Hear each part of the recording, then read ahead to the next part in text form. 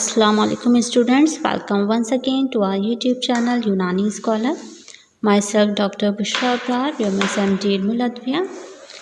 तो आज हम पढ़ेंगे स्टूडेंट्स तक़लीम के बारे में। एक सैदला की इस्तिलाहात में से आता है और ये आमाल दवासाज़ी है एक, यानी कि दवासाज़ी में इसका इस्तेमाल किया जाता है।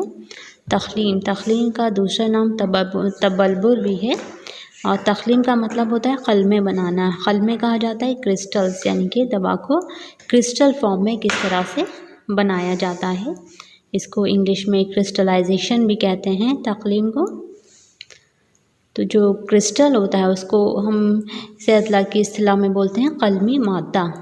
तो क़लमी मादा जो होता है वो एक ऐसी मख़सूस शक्ल देता है जिसमें मुख्तलिफ़ ज़ाविये होते हैं। जो हमारा क्रिस्टल होता है, क़लमी मादा होता है, वो एक तरह की ख़ास शक्ल लगता है जिसमें कुछ एंगल्स बने होते हैं। और इन एंगल्स की ख़ास बात ये होती है कि ये एंगल्स जो होते हैं ये मेजरेबल होते हैं। इन एंगल्स को हम मेजर कर सकते हैं।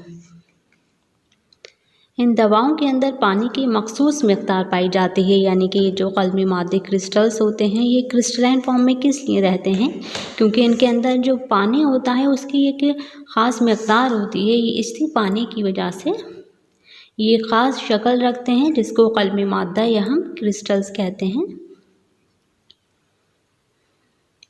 और जो पानी होता है इस क़लमी मादे क्रिस्टल के अंदर उसको आब तक़लील कहा जाता है या वाटर ऑफ क्रिस्टलाइजेशन हम इसको कहते हैं। अगर इस पानी को दवा से निकाल दिया जाए तो इसकी ये शक्ल तब्दील हो जाती है, यानी कि ये जो आब तक़लील है हमारा वाटर ऑफ क्रिस्टलाइजेशन है, इसको अगर हम अपनी दवा से निकाल देंगे तो फिर ये क्रिस्टल की शक्ल में बरक़रार नहीं रहेगा। और ये जो क्रिस्टल का बनना होता है, ये तक़लीम का जो प्रोसेस है ये पूरी तरह से एक कुदरती अमल है, यानी कि नेचुरल प्रोसेस है। हम इसको आर्टिफिशियली पूरी तरह से नहीं बना सकते, लेकिन हम क्या कर सकते हैं कि ऐसे हालात पैदा कर सकते हैं जिससे ये जो क्रिस्टल का बनना है, तक़लीम का प्रोसेस है, ये आसान हो जाता है। इस अमल से बाज़ मख़सूस दवाओं मसलन खालिस शूरा गंधक की क़लमें बनाई जाती हैं। ये जो हमें शूरा मिलता है जिसका हम नाम ही शूरा क़लमी कहते हैं, तो यानी कि ये जो शूरा है क़लमी शक्ल में होता है, क्रिस्टल की शक्ल में होता है। तो इस अमल के ज़रिए हम तबल्लुर तक़लीम क्रिस्टलाइजेशन के ज़रिए क्या करते हैं, गंधक की शूरा की इनकी क़लमें बनाई जाती हैं, इनको क्रिस्टल फॉर्म में हम बनाते हैं इसी अमल के ज़रिए।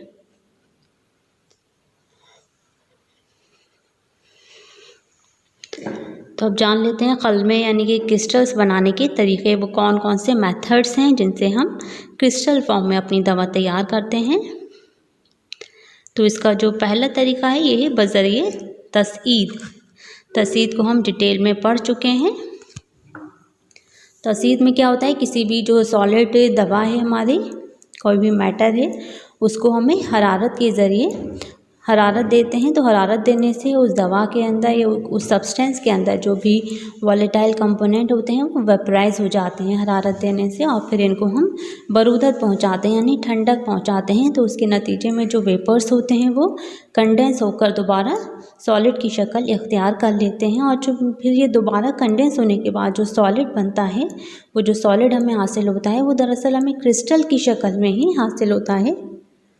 इस तरह हम क्रिस्टल बना सकते हैं।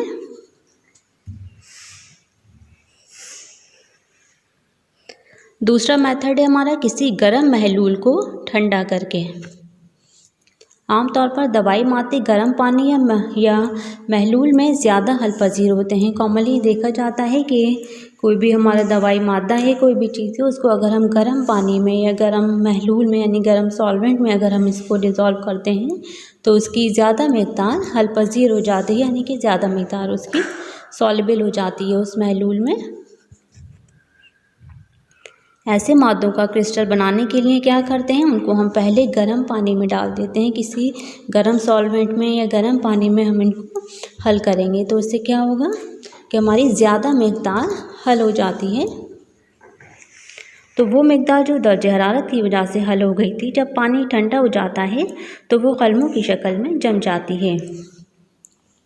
फिर हम क्या देखेंगे कि जब हमने गर्म पानी में, गर्म सॉल्वेंट में किसी मादे को, दवा को अपने हल तो कर लिया है, लेकिन जब वो हमारा सॉल्वेंट व पानी, हमारा गर्म पानी जो होता है, जब वो ठंडा हो जाएगा तो उसकी जितनी मिकदार उस दवा की इस वजह से उसमें हल हुई थी कि वो गर्म था, क्योंकि तो वो वापस से उतनी मिकदार हमारी क्रिस्टल की शक्ल में जम जाएगी।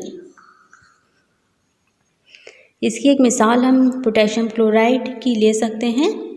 पोटेशियम क्लोराइड की खासियत होती है कि इसकी जितनी मिकदार हमारे एटमॉस्फेरिक टेम्परेचर पे पानी में हल पजीर होती है, यानी कि पानी में सॉल्युबल होती है, उसकी 9 टाइम्स यानी कि 9 गुना ज़्यादा मिकदार को हम गर्म पानी में हल कर सकते हैं। ये इसकी खासियत होती है।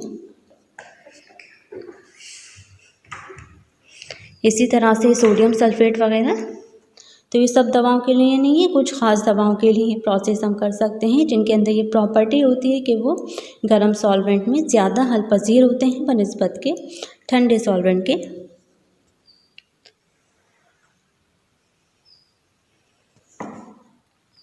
नेक्स्ट प्रोसेस है इसका हमारा बज़रिए तबख़ीर, यानी कि वेपराइजेशन के अमल के ज़रिए भी हम तख्लीम का प्रोसेस, क्रिस्टल बनाने का प्रोसेस कर सकते हैं। वो मादे जो ऐसे महलूल या सॉल्वेंट में हल पजीर होते हैं, जो वेपराइज होने की सलाहियत रखते हैं, इनका महलूल तैयार कर लेते हैं और फिर इनको धूप में रख देते हैं। तो कुछ घंटों के बाद जो हमारा सारा सॉल्वेंट है वो वेपराइज हो जाता है और जो मादा बचता है वो कुदरती तौर पर क्रिस्टल की शक्ल इख्तियार कर लेता है। आई होप आप लोग समझ गए होंगे, बहुत सिंपल प्रोसेस है। इसमें हम क्या करेंगे, अपनी दवा को किसी महलूल में यानी कि सॉल्वेंट में हम हल कर लेंगे। उस सॉल्वेंट की क्या खासियत होनी चाहिए, उस सॉल्वेंट में ये खासियत होनी चाहिए कि वो वोलेटाइल नेचर का होना चाहिए, यानी कि उससे अगर हम धूप में रखें तो वो सॉल्वेंट, हमारा महलूल वेपराइज होने की सलाहियत रखता हो अपने अंदर। तो हम उस सॉल्वेंट में अपनी दवा को घोल लेंगे अच्छे से और फिर इसको हम कुछ घंटों के लिए धूप में रख देंगे। तो धूप में रखने से क्या होगा, हमारा जो सारा सॉल्वेंट है वो वेपराइज हो जाएगा और फिर जो मादा हमारा बचेगा वो कुदरती तौर पर ही हमें क्रिस्टल की शक्ल में मिलेगा, वो क्रिस्टल की शक्ल इख्तियार कर लेता है। ये 3 तरीके थे हमारे।